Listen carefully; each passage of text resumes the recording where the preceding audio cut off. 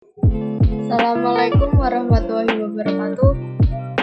Perkenalkan, nama saya Muhammad Najiyah, NIM 621142061 dari Fakultas Ilmu Keolahragaan, Prodi Ilmu Keolahragaan.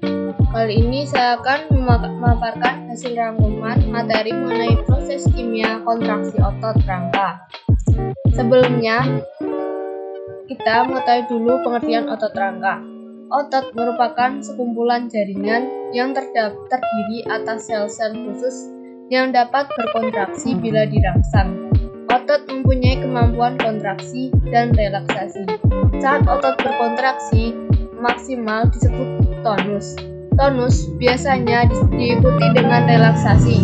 Jika tidak disertai relaksasi, dapat mengakibatkan kejang otot atau disebut tetanus. Jenis otot yang berperan dalam pergerakan rangka adalah otot lurik atau yang biasa disebut dengan otot rangka. Otot lurik tersusun atas miofibril. Tiap miofibril tersusun atas sarkomer yang dibatasi 2 garis Z. Sarkomer merupakan unit otot yang dibatasi garis gelap dan terang, di mana mengandung filamen tebal yaitu miosin dan filamen tipis yaitu aktin yang saling tumpang tindih. Sarkomer dibungkus oleh sarkolema dan berisi cairan yang disebut sarkoplasma. Mengenai aktin lebih lanjut, yaitu aktin adalah protein pembentuk filamen halus. Aktin ini ada 2 untai. Di dalam aktin ada protein troponin dan tropomyosin. Selain itu juga ada sisi untuk pengikatan myosin. Sedangkan myosin adalah protein pembentuk filamen tebal yang bertugas menarik aktin ketika kontraksi otot terjadi. Berikut gambar diagram miofibril. Susunan aktin dan myosin pada sarkomer terbentuk menjadi zona otot, yaitu satu bagian cerah pita I disebut daerah isotrop, hanya memiliki aktin. Daerah ini dibagi 2 garis Z. Daerah antara 2 garis Z disebut sarkomer. Yang kedua, bagian gelap yaitu pita A disebut daerah anisotrop, memiliki aktin dan myosin. Daerah ini dibagi 2 zona H. Garis H terdapat dalam pita A, merupakan bagian agak cerah di kanan kiri garis M yang bebas dari unsur aktin.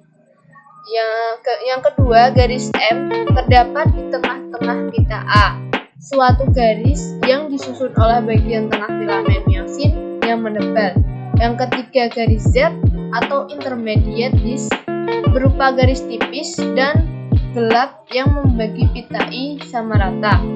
Yang ketiga, dalam satu sarkomer terdapat garis-garis Z, I, A, H, N, H, A, I, Z. Tepatnya interval antara 2 garis Z, 1 pita A, dan setengah dari garis I.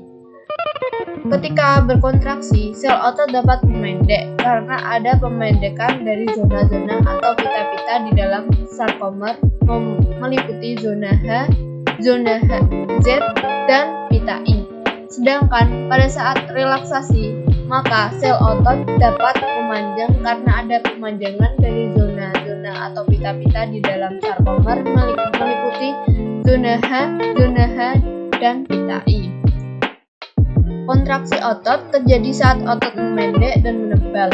Pada keadaan ini akan terbentuk aktomyosin, yaitu berikatannya aktin, filamen tipis, dan myosin, yaitu filamen tebal, pada unit otot atau sarkomer. Kontraksi otot memerlukan energi.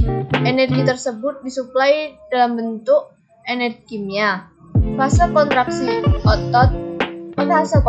disebut juga fase anaerob karena energi diperoleh dari penguraian ATP dan kreatin fosfat yang berlangsung secara anaerob. Energi ini menghubungkan aktin dan myosin.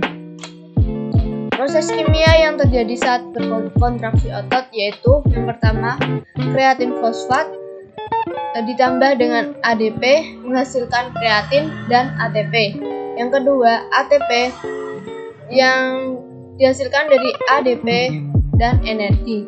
Yang ketiga, ADP yang dihasilkan dari AMP dan energi.